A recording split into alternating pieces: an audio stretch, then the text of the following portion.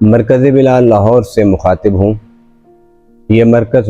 تصوف ہے، اور تصوف کیا ہے اس کا آسان معنی ہم رسول اللہ صلی اللہ علیہ وسلم کی حدیث سے سمجھ سکتے ہیں، اور وہ یہ کہ الجود بالکونین والتوجہ الی خالقہما،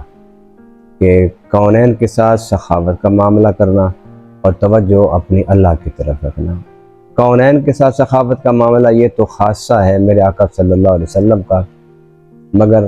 ہمیں اس سے جو معنی لینا ہے وہ یہ کہ ہم اس دنیا میں لوگوں کے ساتھ معاملات رکھیں اور اچھے معاملات رکھیں، اور دنیا داری نبھاتے ہوئے ہم کسی آن پر اللہ کو نہ بھولیں۔ یہ ہے تصوف کا مختصر معنی۔ مطلب کیا کہ خدا کی طرف اتنے منہمک نہ ہو جائیں کہ مخلوق کے حقوق کو بھول جائیں،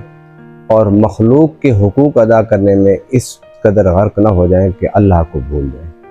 ہر حالت میں مخلوق کے ساتھ تعلق نبھاتے ہوئے اللہ کا تصور اپنے دل و دماغ میں بسائے رکھنا، یہ تصوف ہے، اور اس کی تربیت، اس کا مجاہدہ، یہ بھی تصوف ہے۔ اللہ سے تعلق رکھنے کے لیے کیا ضروری ہے کہ آپ اس کا ذکر کریں،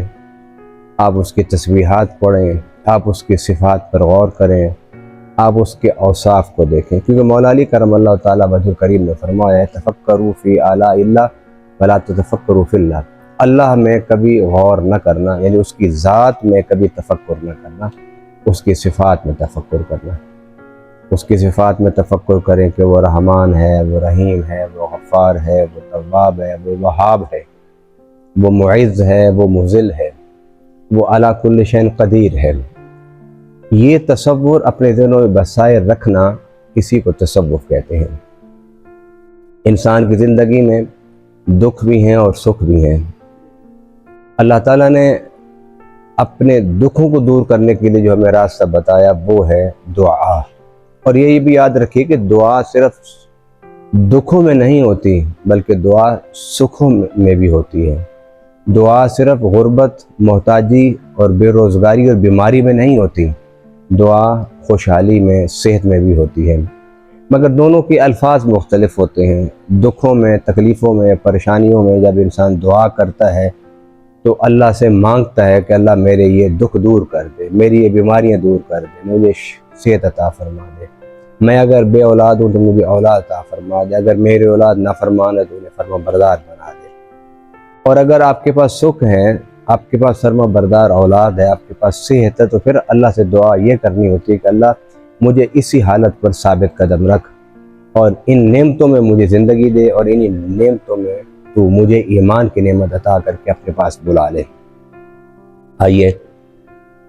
اللہ سے اپنے دکھوں کو شیئر کرنے کے لیے مرکز بلال میں 25 مئی کو دعائیہ اجتماع ہو رہا ہے۔ آئیے ہم سب مل بیٹھ کے اللہ سے اپنے دکھوں کو شیئر کریں گے، اللہ سے باتیں کریں گے، اللہ کے سامنے روئیں گے، اللہ کے سامنے گریہ وزاری کریں گے، اللہ سے مانگیں گے، اللہ کے سامنے اپنے خوشیاں رکھ کر ان کی دائمی ہونے کے لیے دعا کریں گے۔ اور دعا کا جو فلسفہ ہے کہ جس کی بنیاد پر ہم مرکز بلال میں شفائیہ دعا یا دعائیہ اجتماع رکھتے ہیں، اس کا مقصد تو سب کے سامنے واضح ہے کہ اس کا مقصد یہ ہے کہ ہم اللہ سے اپنا ٹوٹا ہوا رشتہ جوڑیں اور اللہ سے مانگیں، کیونکہ اللہ ہی سب کچھ دینے والا ہے۔ جب اللہ سب کچھ دینے والا ہے تو آئیے اس کے سامنے بیٹھ کے مانگیں۔ یہ لوگوں کو بلانا اور لوگوں کو اکٹھا کرنا اور دعا کرنا، یہ نبی پاک صلی اللہ علیہ وسلم کی ایک حدیث کی بنیاد پر ہے، جسے میرے آقا صلی اللہ علیہ وسلم نے فرمایا کہ جب 40 بندے میری امت میں سے جمع ہو کے جب دعا کریں گے تو ان میں سے کسی ایک کی آمین پر اللہ سب کی دعاؤں کو قبول کر لے گا۔ بعض دفعہ دعا کرنے والا اتنا مقبول ہوتا ہے اللہ کی بارگاہ میں کہ اس کی زبان سے نکلنے والی ہر لفظ کو اللہ قبول فرما لیتا ہے، اور بعض دفعہ اس اجتماع میں بیٹھے ہوئے کسی ایک کی آمین پر اللہ سب کی دعاؤں کو قبول کر لیتا ہے۔ آئیے اس موقع کو ضائع نہ کیجیے، آئیے مرکز بلال میں دعائیہ اجتماع میں بیٹھیے، اپنی خالی جھولیوں کو اپنی مرادوں سے بھریے، اور رسول اللہ صلی اللہ علیہ وسلم کی رحمت و عنایت کو دیکھیے، اور بالخصوص حضرت عیسیٰ علیہ السلام کے معجزات شفا کا عملی اگر مظاہرہ دیکھنا ہے تو مرکز بلال کے دعا اجتماع میں دیکھیے کہ گزشتہ 20 سال سے زائد عرصے سے یہ دعا امت مصطفیٰ صلی اللہ علیہ وسلم میں اور انسانیت میں خوشیوں کو بانٹ رہی ہے، صحت عطا کر رہی ہے، اور بے شمار بڑے ہی سیریس قسم کے مریضوں کو اب تک اللہ تعالیٰ نے اس دعا میں حاضری کی برکت سے صحت عطا فرمائی۔ صرف صحت ہی نہیں، بھی اولادوں کو اولاد ملی، نافرمان اولاد فرما بردار ہو گئی، تنگ دستیاں دور ہو گئی، اللہ تعالیٰ نے اولاد عطا فرما دی۔ اور اس کے ساتھ ساتھ اس دعا میں شرکت کرنے والے لوگوں کا جو جادو ہے، حسد ہے، بغض ہے، عناد ہے، اس کے اثرات کو بھی اللہ تعالیٰ نے ختم کر دیا۔ سب کچھ اللہ کرنے والا ہے۔ آئیے اللہ کے بارگاہ میں بیٹھ کر ہم اجتماعی دعا کریں اور رسول اللہ صلی اللہ علیہ وسلم کے وسیلہ جلیلہ سے دعا کریں، تو یقیناً ہم جب دعا سے فارغ ہوں گے تو اپنی جھولیوں کو اپنی مرادوں سے بھرا ہوا پائیں گے۔